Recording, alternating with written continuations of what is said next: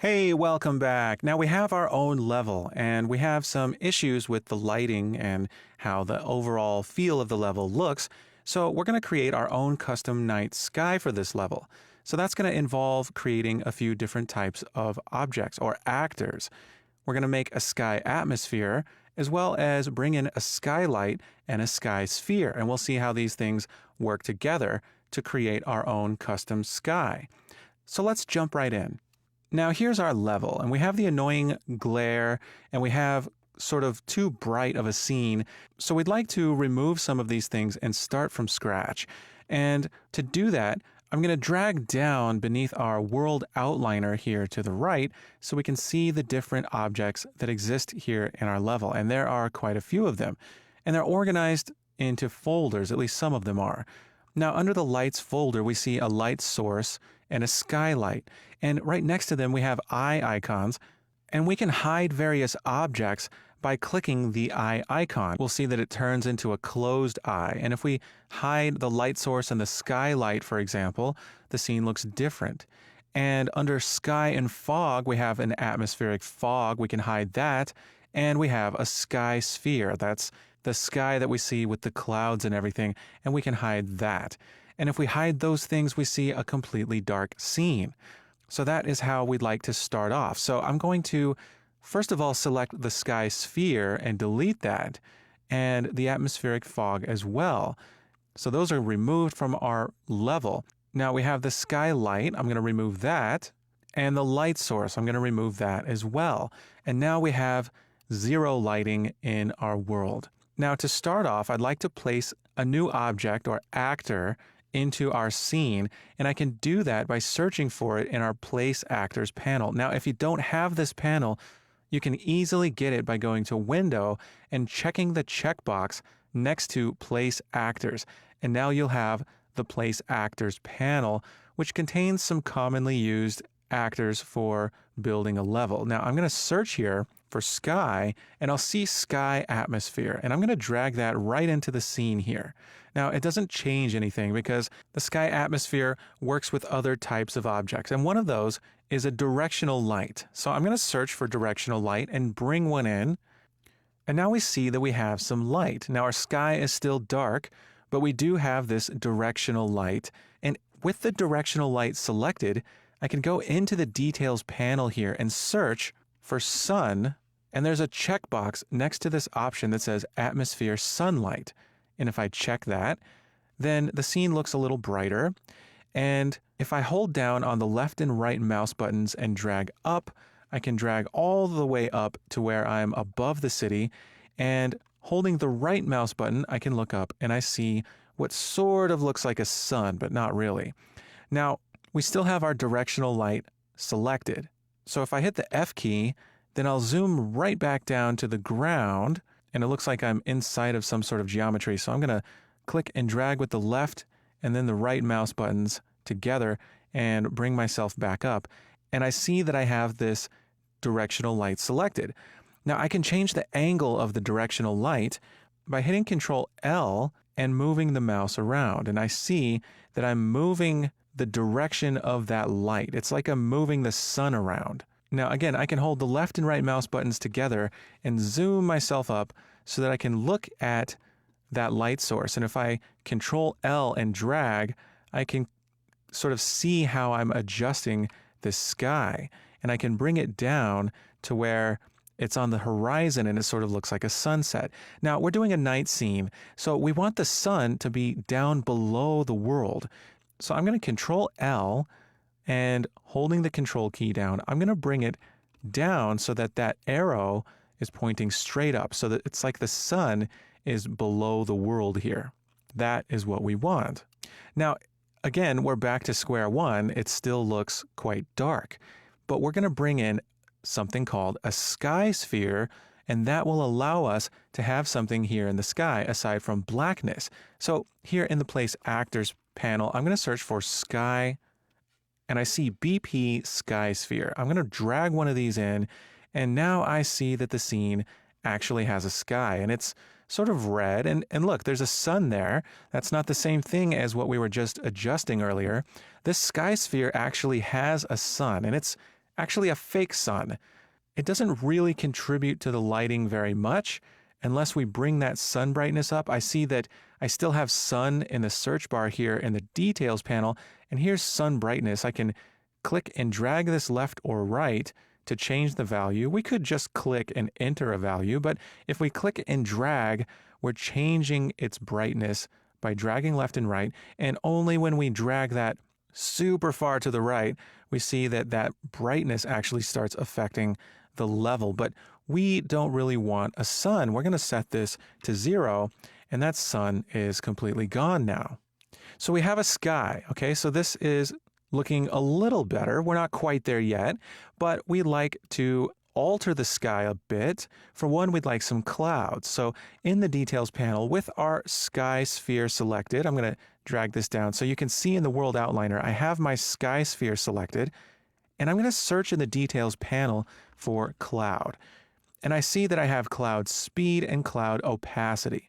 Now I'm going to drag that cloud opacity to the right, and you can start to see these clouds forming and getting more and more intense as I drag that to the right. So that is how we can increase the intensity of our clouds by changing that cloud opacity. I'm going to set this to a value between 2 and 3, say 2.6.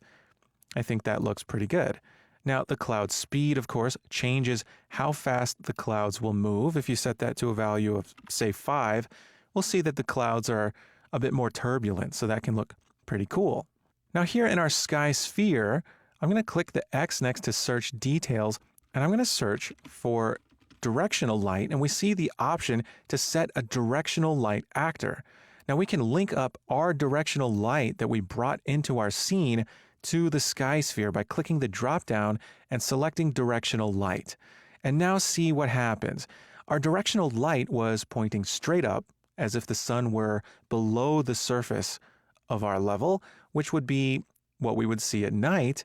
And because we linked that to our sky sphere, we now see that the sky looks like a night sky. So that is what we wanted. And we can change these settings. We can go back and search for stars, and we see stars' brightness. And if we increase the stars' brightness, the stars get more intense. Now, this is going to depend on your preferences, but you can blot the stars out, or you can make them sort of more subtle, or you can bring the star brightness up very high. So I'm pretty happy with a lower value, something like, say, 0.1 to 0.2. So now we know how to change the sky to make it look darker and more like a night scene, but we still see, if we drag ourselves down to the level, that everything is black. And that is not exactly what we want. So to light up our scene with actual light and not just changing our sky, we need a sky light. Now here in Place Actors, you can search for sky, and here is a skylight. If we drag that in, now we'll see that our scene has a little bit more lighting, not much, but we can adjust this. So I've cleared the search details, and all of the sections in our skylight are closed up, but we can open them all by clicking on some other objects, such as the sky atmosphere, and then clicking back on the skylight, and we can now see all of the sections here in the details panel opened up for us. Now I'm going to scroll down, and we're going to change some of these settings. For one, I see intensity scale, and it's set to 1. And if we raise this value, our lighting intensity will increase. I'm going to set it to a higher value, such as 200.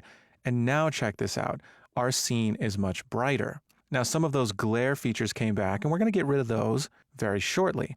Now, this is a little weird looking because we have a night sky, but everything on the ground is sort of like it's daytime. But we can adjust our light color. So if I select the light color, I can drag this sort of towards the blue a little bit. And right here we have two ribbons, saturation and value. And if I click the value and drag that down, I can bring it down to a sort of grayish color. And that will set the color of the lighting in our scene to a little bit darker.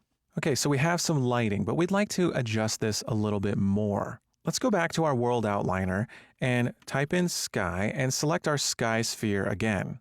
Now, if we scroll down, we see these override settings here. I'm going to give us a little bit more room here. And we see that we have various colors. We have a zenith color, a horizon color, a cloud color, and an overall color. And of course, these are what they sound like, the zenith being the absolute highest point in the sky, the horizon being the lowest before going below the horizon, and we have cloud and overall colors. Now, I'm going to select a zenith color, and I'm going to bring the saturation down so it's a bit more gray, and I'm going to bring the value down so it's a darker gray, and click OK. Now, for the horizon color, I'd like to make this also darker, so I'm going to bring this down. And of course, you can change these colors slightly so that you can get that sort of mood that you want. I'm going to click OK on that. For cloud color, I'd also like these to be gray, so I'm going to bring those down as well. And I can make them a bit more bluish if I want to, so I'm going to click OK there. And for overall color, I'm going to bring this also a lot further down. And I can even give the entire scene a bit more of a bluish tint if I want to. So things are looking a bit more ominous. Now let's talk about these glares here. There exists an object in our world called a post-process volume. And if I search in the world outliner and select our global post-process volume, there are some settings here on the post-process volume that affect our scene. If we click in the search bar and search for lens flares, we see this lens flares property, and if we uncheck that intensity, you'll notice that those glares went away. So I'm going to uncheck that and get rid of those glares. Now we can also search for exposure. And here in exposure, we have this min brightness and max brightness. These are auto exposure qualities, and auto exposure is something that some people don't really like in their games. It's when the screen gets darker or brighter, sort of mimicking your eyes adjusting to the light when you're going into the shadows and out of the shadows. Now I'm going to check both of these so that we can override these settings and set them both to a value of 1 to bring down that exposure a bit. And now our scene looks quite a bit darker. So there are all these properties in these objects that sort of come together to form the mood of the scene in your game. And you can customize them as you've seen. So what I'd like you to do for your challenge is to change some of these settings and customize your scene a bit to get it looking exactly how you want. So you know how to control some of the sky attributes. You can change the settings in the sky sphere and the directional light as well as the skylight. So add some changes to the clouds, to the stars, and to the colors in your scene to get it looking just right. Pause the video and give this a try. Okay, so hopefully you've gotten your scene looking just how you want it, and it's more dark, more ominous, something that we would expect for a city that's been taken over by drones that we have to go through and shoot and clear the zones. So this is looking great. So in summary, we've created our own custom sky for our level, and now we have a nice nighttime scene that we can use to develop this game for the rest of the course. This involved adding a sky atmosphere and a directional light, as well as a sky sphere and a skylight, and we saw how these objects sort of work together with each other to set the overall mood of the scene. Now, once you've gotten your scene looking the way you want it, this is very much set and forget. We're going to move on to gameplay mechanics as soon as we've finished establishing the way we want our level to look. And now that we have our sky, we're ready to start moving the geometry around and learning how to manipulate actors in our scene. So we'll do that in the lectures to come. I'll see you soon.